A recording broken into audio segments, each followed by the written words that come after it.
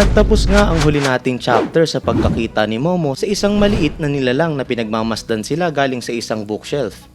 Malalaman kaya natin sa chapter na to kung anong nilalang nga ba yun? O kaya naman matutuklasan na kaya ni Momo kung papaano ba siya makakabalik sa normal? Tara na't simulan na natin. Ipagpapatuloy natin ang kwento sa chapter 167 na pinamagatang Hey, There's Something There. At dito ay nagtatakang nakatingin si Momo sa maliit na nilalang na nakita niya. Gayunpaman, nang mapansin niya ito ay mabilis naman yung nagtago kaya napasigaw siya dun at sinubukan niyang kunin yung pansin ni Okarun para ipatingin din dito yung nakita niya. Inutusan niya ito na habulin yun.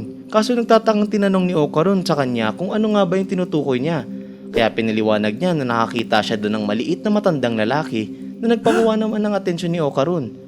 Bigla itong nabahala at sumigaw na yung tinutukoy niya bang nakita dito ay yung famous cryptid. Tas nung narinig niya naman na sinabi ni Okarun na isa iyong cryptid ay naisip niya na baka isa iyong fairy. Dahil sa sinabi niya ay nabuhayan din si Okarun sa paghahanap at habang hinahanap yun ay pinaliwanag niya dito na isa iyong guy na maraming celebrities na daw ang nagsasabing nakakita doon. At ngayong maliit na daw siya ay marahil ito ang dahilan kung bakit kaya niya nang makakita ng fairies. Naisip niya din na baka yung nangyari sa kanya ngayon na lumiit siya ay nangyari din daw sa old man na yon. Sa gitna ng paghahanap nila ay biglang tumunog ang school bell na nagsasabi na tapos na yung break nila kaya nadismaya doon si Momo. Bilang sagot naman ay napagdesisyonan niyang manatili sa loob ng library para hanapin yung matandang lalaki. Kaya habang ibinababa siya ni Okarun ay nag-aalala nitong tinanong kung sigurado ba siya dahil magiging mag-isa lang daw siya doon. Kaya sinabi ni Momo dito na magiging okay lang siya. Pero sa pakiramdam pa rin ni Okarun ay hindi niya ito gusto. Nagpa-cute naman itong si Momo kay Okarun at masayang sinabi na hindi siya masyado maglilibot at paasar na tinanong kung nag-aalala ba ito sa kanya. Kung saan sumagot si Okarun na sobra itong nag-aalala sa kanya. Sa kabilang banda naman ay sinigawan na ni Sakata si Okarun na magmadali dahil gym class na daw ang susunod nilang pupuntahan. Habang si Aira naman ay tinatanong si Momo kung ano ba yung plano at gusto niya daw bang sumama dito. Kaya sumingit doon si Gigi at tinanong kung bakit sa kanya sasama itong si Momo at pwede naman daw yung sumama sa kanya. At habang nangyayari iyon ay masaya lang na tinatawag ni Vamola ang pangalan ni Momo sa gilid. Sinabi naman ni Momo sa kanila na mananatili siya sa library dahil meron siyang kinakailangang tignan pero salamat pa rin daw sa alok nilang dalawa. Bago umalis si Okarun ay sinabihan niya naman si Momo na wag ito masyadong umikot-ikot, kung saan masayang sumagot si Momo na makakasigurado siya doon at magkita na lang daw silang muli mamaya. Matapos yun ay tumakbo na si Sakata habang pinapamadali sila at mag-reassemble na lang daw sila dito during next break at sumigaw siya ng Historical Culture Research Club Go! Kaya nagkomento si Aira na ang baduy ng pangalan na yun at palitan niya din daw yun. Habang si Gigi ay makulit na sinabi na yan ang gusto niya, masigla. Habang pinapanood naman yung mga kaibigan niya ay napangiti itong si Momo at napakomento na ang sayang makita yung mga kaibigan niya na masaya at sana daw ay makabalik na siya sa normal soon. Sa sumunod na eksena, pumunta naman tayo sa sports field ng kanilang school at dito ay pinapaliwanag ng PE teacher nila Okarun na ngayon ay magkakaroon ng physical fitness test ang mga lalaki. Magsisimula daw sila sa 50-meter run at itatime daw sila ng Phys Ed Committee at tatakbo daw sila in pairs. Sunod nun ay tumayo na sila sa kabilang banda ng ginawa nilang 50-meter run track at habang tinititigan ni Okarun yung paligid ay napaisip siya kung kamusta na kaya yung kalagayan ni Momo at sinabi na palagi na lang yung masyadong rush. Nagsimula siyang mag-fidget dahil sa sobrang pag-aalala at biglang naputol yung pag-iisip niya doon nang tawagin siyang private first class Takakura ni Sakata at pinaliwanag nito sa kanya na pwede niya itong tawaging major at incidentally daw ay nasa masamang form ito kaya nagtaka si Okarun dito kung bakit.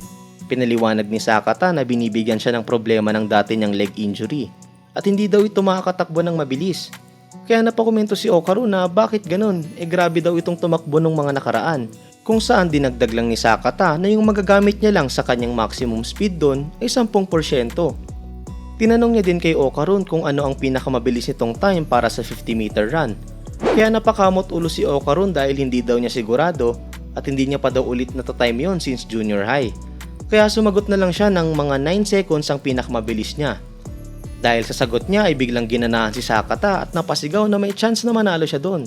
Pero agad niyang binalik ang kanyang composure at inaya si Okarun na siya ang samahan nitong tumakbo At wala naman daw dong kinakailangang alalahanin dahil kaya niya lang tumakbo gamit ang 10% ng kanyang bilis. Kaya napatameme na lang dun si Okarun at nang sasagot na ito na okay lang naman yun, ay biglang may tumawag sa kanya na nagpalingon sa kanilang dalawa. Lumalabas na yung tumawag kay Okarun ay yung lalaki ng bully sa kanya dati at inaya siya nito na ito ang samahan niyang tumakbo. Naalala ni Okarun kung paano siya nito tratuhin dati at nang kukontra na siya ay dinagdag ng lalaki na magiging cool yun. Kaya sige na daw at pumayag na siya. Nagsimula namang mag-cheer yung mga babae nilang kaklase sa lalaking ito. At lumalabas na yung pangalan nito ay Hase. Pinatigil naman yung mga babae dito ng teacher nilang kamukha ni Taguro.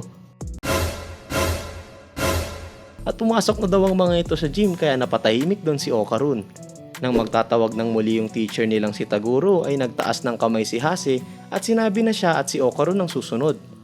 Inaya na ni Hase si Okarun na pumunta sa starting line kaya sinubukan niyang magrason na si Sakata dapat yung magiging kapartner niya. Pero nang sasabihin niya pa lang yun ay biglang sinigawan ni Hase si Sakata at tinanong na hindi daw ba ay okay lang para dito yung gusto niya kung saan agad namang sumang-ayon si Sakata na nagpawindang kay Okarun. Bigla namang pinaalam ni Hase dito kay Okarun na yung bilis niya ay about 6 seconds kaya nagtaka doon si Okarun at napaisip na kung gayon ay hindi daw ba dapat mas mabilis sa kanya yung inaaya nito. Naghanda na ang dalawa na tumakbo at pagpito ng teacher nila ay sa hindi nila inaasahang lahat ay naunahan ni Okarun ang mayabang na Hase at kita dito ang pagkagulat ng dalawa sa pangyayari. Manghang-mangha yung Phys Ed Committee sa bilis ni Okarun at ang time ng bilis niya dito ay 5.8 seconds kung saan hindi din makapaniwala yung mga kaklase niya sa naging resulta. Napatanong yung mga ito kung alam ba ni Sakata na ganun kabilis si Okarun habang si Sakata ay pinagpapawisan sa nerbiyos at napaisip na buti na lang ay hindi niya sinabayan si Okarun at nagsisinungalingan daw pala yun kanina. Habang hinihingal naman ay hindi rin makapaniwala si Okarun sa kanyang sarili. Sumunod nun, tinest naman nila ang lakas ng kanilang throwing capability sa handball throw. Pagbato ng isang kaklase ni Okarun ng handball ay nakaabot ito ng 15 meters. At nang dumating na ang turn ni Okarun ay tila nagmukha pa itong isang batang napadpad lang doon. Pero naganda pa rin dito si Okarun habang iniisip na ang laki ng bola na ito at kung papaano niya ba ito dapat ibato. Pagkabuelo ni Okarun ay agad niya itong binato at sa hindi nila inaasahang lahat ay nakakuha ito ng layo ng 35 meters na nagpamangha na naman sa kanyang mga kaklase. Matapos yun ay tinest naman nila ang standing long jump at dito ay nagawang makatalo ni Okarun ng 3.6 meters. Sa sidestep test naman ay nagpakita din ng bilis si Okarun sa paglipat-lipat ng pwesto at nagawa nitong mapaulit-ulit ang maneuver na iyon ng 80 times. Sumunod dito ay tinest nila ang kanilang footwork skill sa shuttle run at dito ay nagawa ni Okarun na makabalik sa starting point ng 120 times.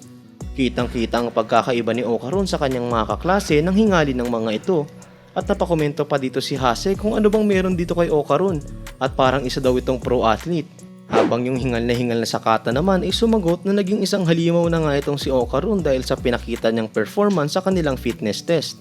Habang nagpapahinga naman si Okarun pagkatapos niya sa shuttle run, ay bigla siyang tinawag ni Taguro. Nagbibiro lang ako. Ng PE teacher niya at pinuri siya nito kung saan sinubukan niyang i-brush off lang yun. Tinanong din ito kung saang club siya kasali kaya sinabi niya nakasapi siya ng Historical Culture Research Club. Dahil doon inapatameme yung teacher niya at napatanong kung ano yun at hindi pa daw nito naririnig yun dati. Kaya pinaliwanag niya na bago-bago pa lang yun. Matapos yun ay bago umalis yung teacher niya ay sinabi nito sa kanya na dapat ay bumisita siya sa baseball team practice at pinagtipunan nito yung mga estudyante. Napayuko naman si Okarun at napatingin sa kanyang mga paa habang iniisip na wala na sa kanya yung powers ni Turbo Granny kaya nagtataka ito kung paano niya nagawa ang lahat ng yun. Bigla niyang naalala yung naging training niya sa ilalim ni Seiko, mga payo ni Turbo Granny kung paano niya gagamitin yung powers niya, at maski yung pagtakbo nila ni Momo habang hinahabol ng crab-bound spirit. Habang inaalala yun, inapatanong siya sa sarili niya kung kailan ba siya naging fit ng ganito. At ayun na nga, magtataka ka rin talaga dahil wala na nga sa kanya yung powers ni Turbo Granny pero mukhang above average pa rin ang kanyang fitness. Mapapaisip ka na lang kung meron bang naiwang residue ang powers ni Turbo Granny sa katawan niya. O baka naman talagang nag-improve lang ang katawan ni Okarun dahil sa mga pinagdaanan niya. Nga pala, sa mga hindi pa updated o gustong ma-refresh sa istorya, pwede niyong panoorin ang full arc video sa YouTube channels namin. Pwedeng Tagalog yan o English, kaya check nyo na lang sa link sa baba.